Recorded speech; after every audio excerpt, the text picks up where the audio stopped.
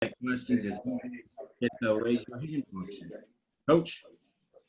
Yeah, I'm really proud of our players and our assistant coaches.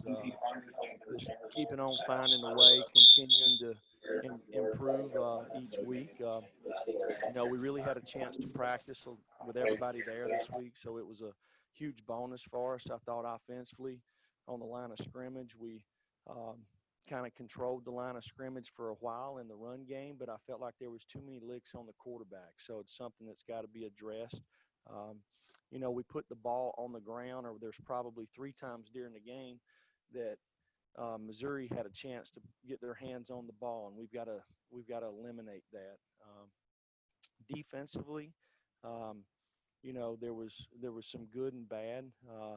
Felt like we made some mistakes on third down through a drive one time, and ended up giving up some points. But all the things are correctable, and we'll go back and fix this. But I'm really excited about our team's effort, how they continue to work hard to persevere through this challenging time. And in the kicking game, again, we missed a field goal, just a little bit of technical part there. Brent will get that fixed.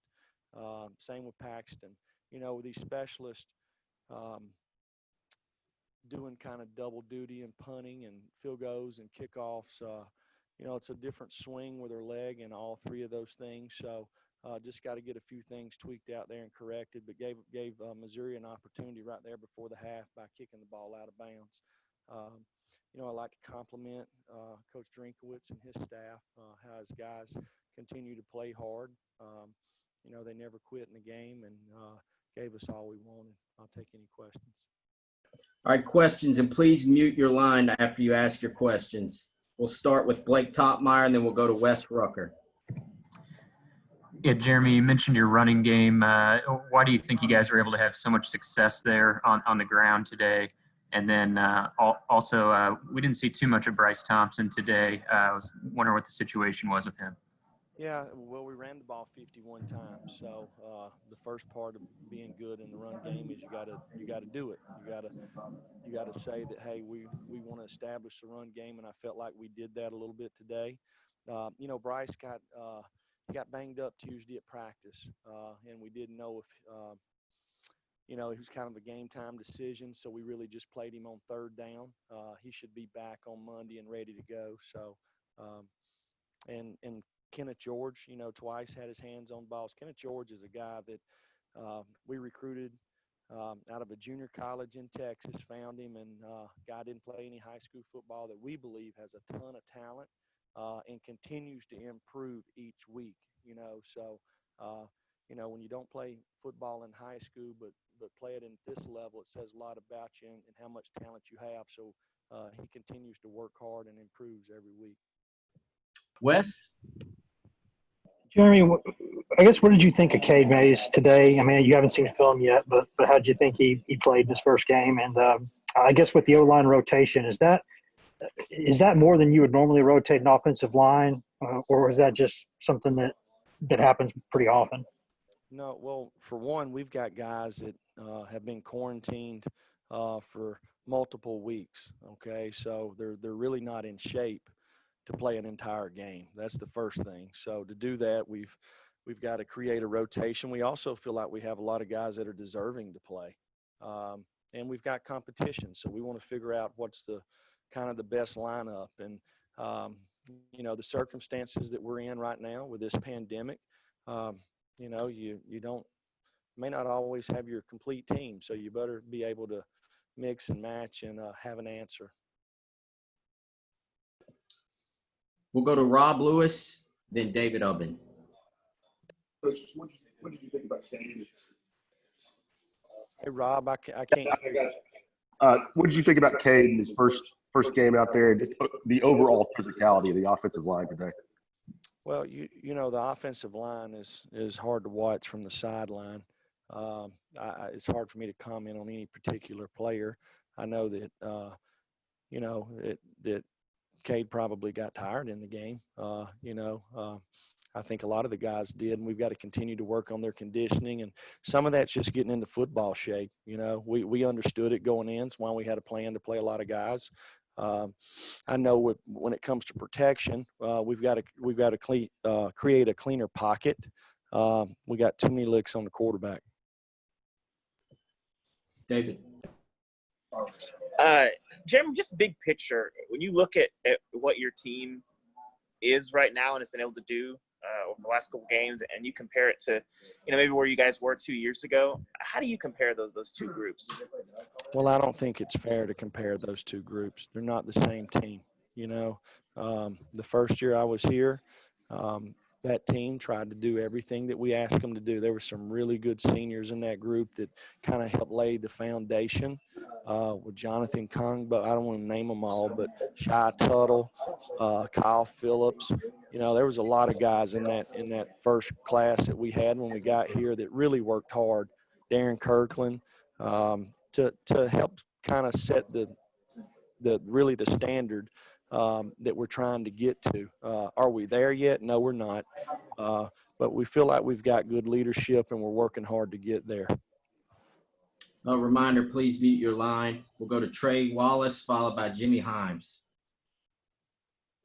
Jeremy, when you look at the wide receivers today, how do you think they complemented Jarek Garantano in the passing game, especially coming off you guys being able to establish the run so often? Well, these guys really stacked the box. They played man-free probably 98% of the time, so it's really one-on-one out there. But we wanted to be able to run the football, and we ran the football probably against bad looks, but that's okay. Our guys done a nice job getting on some people, and our backs ran hard. But if somebody's playing us that way, we do have to win one-on-ones, and I feel like we did throw the ball down the field and got some explosive plays. Jeremy, would you talk about, one, the efficiency of Jarek Garantano today, and secondly, the mindset to continue to go for those short yardage situations?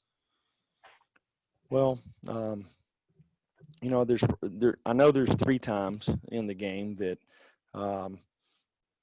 I didn't feel like Jarrett probably made the right read that I saw. But that, I think there was 3 times last week. You're talking about 3 out of 76 or ever how many snaps we had today. He's continuing to work hard to put us in the right plays. We put a lot on him, and he can handle it. And as far as going forward on 4th down, I mean, it's got to be a mindset. I talked to our team about it. We're not living in fear. All these guys came here with all the unknown. We didn't know what to expect with this virus, and there wasn't nothing that happened in the past to draw upon. So we're sure not going to play in fear or coach in fear. Austin Price, followed by David Pascal. Coach, you talked about the fact that, your offensive line, you're having to play so many bodies because, not all these guys are in shape. But the 3 running backs today had 0 negative yardage runs. What's that say about both the offensive line and those 3 backs on the whole?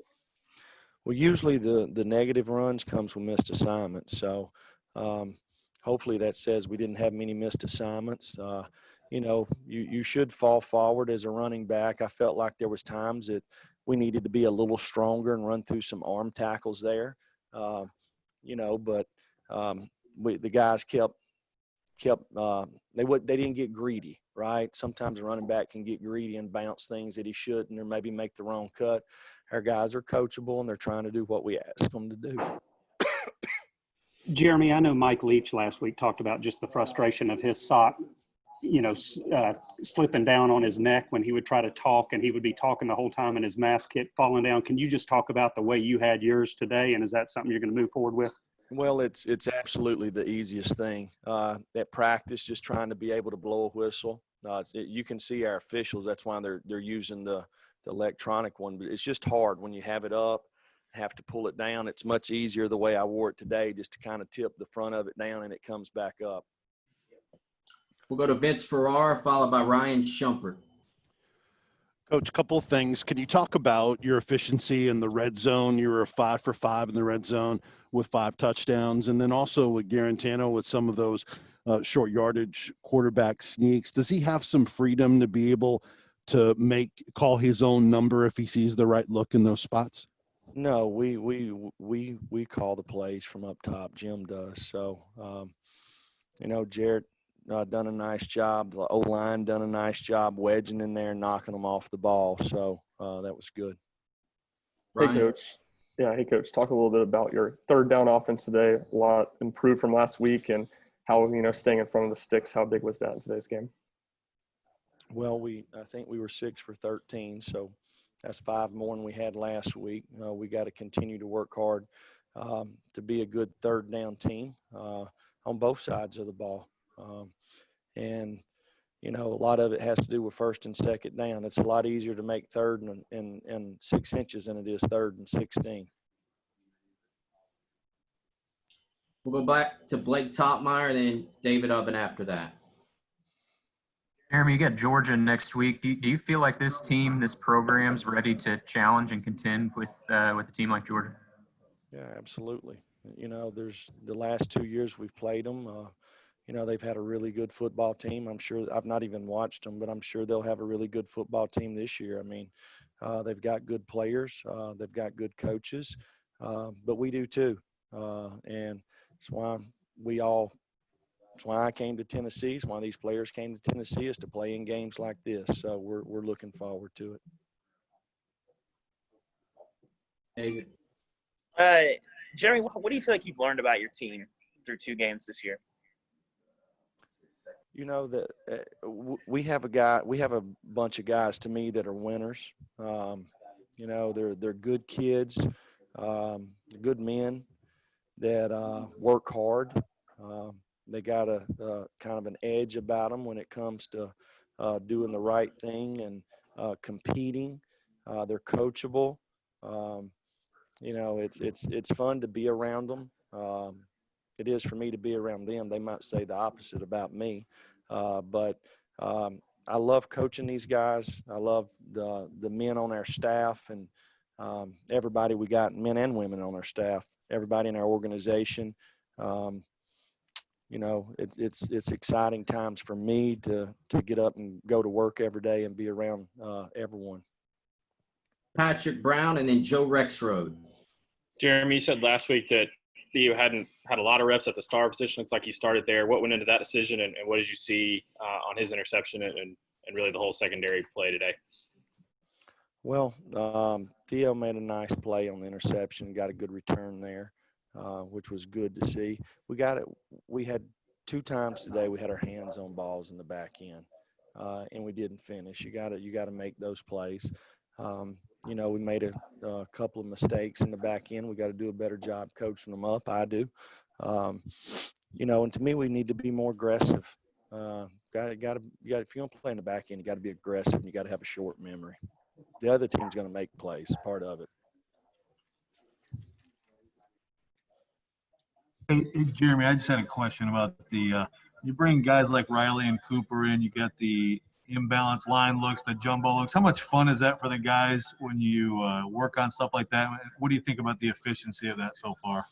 Well, I think it's an opportunity to create roles for players on our team. I don't know how many players played today, but I'm sure it was a lot. And it's something that we want to do. We feel like we have more and more guys that can contribute in our program, and the younger guys, or probably the less experienced guys, they got to continue to work hard to prepare so they can increase their role because we need them to.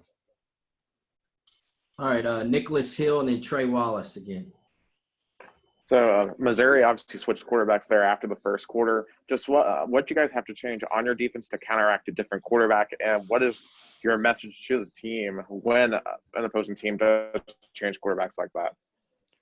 Well, we knew they would play 2 quarterbacks. Number 8 threw the ball around a little bit. They actually popped a couple of runs. I'll have to watch the tape to see exactly what happened on those plays, but I felt like our kids kind of just kept playing, you know, kept going around the sideline, getting coached up and trying to do their best. Jeremy, what was it like a practice this week with the players, knowing that they got to play at home this weekend? Different environment today, but I'd love your opinion on what you thought of everything that went into today and this week and leading up. I'm getting a cramp. Sorry. I know our guys love playing in Neyland Stadium. They love playing in front of our fans. Our fans travel. You know, they look for them, you know, when we leave the hotel and come to the stadiums, you know, just the environment there. I mean, our fans are so passionate about Tennessee football. It energizes us and inspires us. You know, today we actually did the Vol Walk. We really wasn't gonna do it, and then right when we got on the bus, I said, "Heck, we're doing the Vol Walk. I don't care if there's anybody there or not. That's a Tennessee tradition. We're gonna walk down the hill there and experience it." So our players like that. So you know, it's obviously different right now with everything going on, but we're just really taking it one day at a time, and we'll continue to do that. Thank you, Coach. We're going to have players shortly on 2 Zoom links. We'll have first players up here at the podium.